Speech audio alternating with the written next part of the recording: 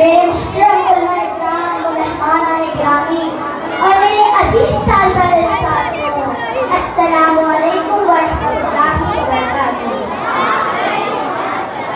میں سب سے پہلے آپ تمام حاضرین میں جلسہ کو اس پر مسرت موقع پر اتنی مبارکباد پیش کرتا ہوں۔ آج مجھے جس موضوع پر نقل شائی کرنے کا موقع ملا ہے وہ ہے کمالات حضرت فاطمہ الزہرا سلام اللہ علیہا۔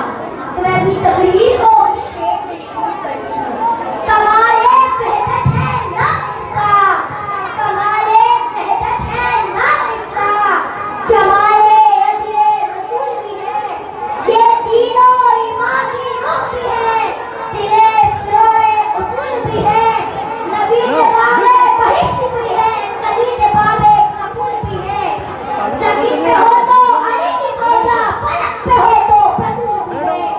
جی ہاں حاضرین جلسہ، صداقت حضرت فاطمہ الزہرا سلام اللہ علیہا میں سے ایک طہارت ہے۔ خالق کائنات نے صدیقہ طاہرہ کو تطہیر کا مرکز بنایا۔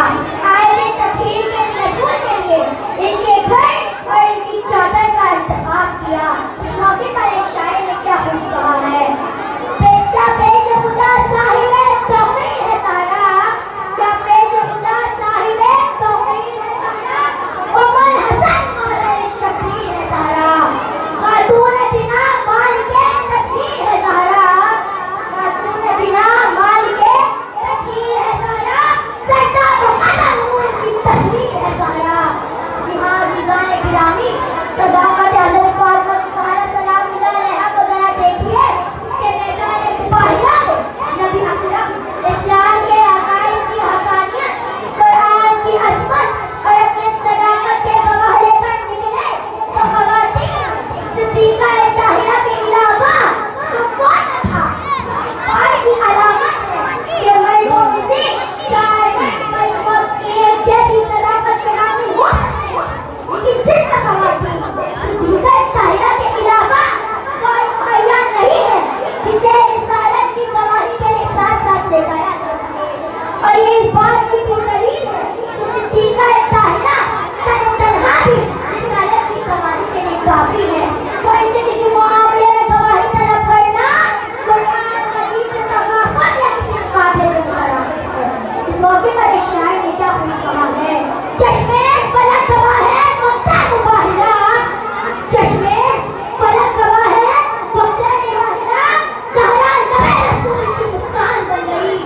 جی ہاں عزیزان گرامی، شجاعت حضرت فاطمہ الزہرا سلام اللہ علیہا پر بھی نظر کیجیے کہ شجاعت کی دو قسمیں ہوتی ہیں۔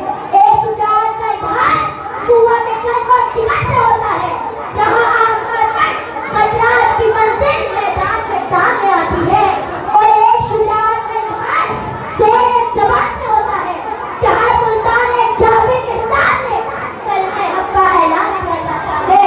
خالق کائنات نے صدیقہ طاہرہ کو ان دونوں طرح کی شجاعتوں سے نوازا تھا۔ قوت قلب اور جگر کے اعتبار سے وہ منظر قابل توجہ تھا۔ جب نبی اکرم صلی اللہ علیہ وسلم کا سارا گھر کفار و مشرکین کے میلے میں گھرا ہوا تھا اور آپ صلی اللہ علیہ وسلم ہجرت کر کے مدینہ تشریف لے گئے تھے، خانہ رسالت میں ایک طرف شیر خدا آگے بڑھتا تھا، بستر رسالت پر بہوس تراحت تھے، تو دوسری طرف صدیقہ طاہرہ اس تاثیر کے عالم میں محاصرے کا مقابلہ کر رہی تھی۔ آپ پر کسی قسم کا خوف و ہراس طاری نہ تھا، جبکہ انہیں کفار کے ہاتھ سے بڑے بڑے بہادر افراد اس مقام میں مبتلا ہو گئے اور ان کی آنکھوں سے آنسو جاری ہو گئے تھے۔ اس موقع پر ایک شاعر نے کیا خوب کہا ہے، صداقت ہو عدالت ہو سخاوت ہو یا شجاعت ہو، صداقت ہو عدالت ہو سخاوت ہو یا شجاعت ہو، سبھی پہ ہوتی تیری عنایت یا فاطمہ زہرا۔ ماشاءاللہ۔ عزیزان گرامی، حضرت فاطمہ الزہرا سلام اللہ علیہا کے عدل شجاعت پر بھی ذرا نظر کیجیے کہ عدل شجاعت صدیقہ اور کبریٰ کے لیے قیامت خیر موقع کافی ہے۔ جب نبی اکرم صلی اللہ علیہ وسلم کے بعد اپنا حق اثبات کے لیے خلافت میں آئی، اللہ تعالیٰ نے خطبہ ارشاد فرمایا، جس نے اہل دربار کے دل ہلا دیے اور حاکم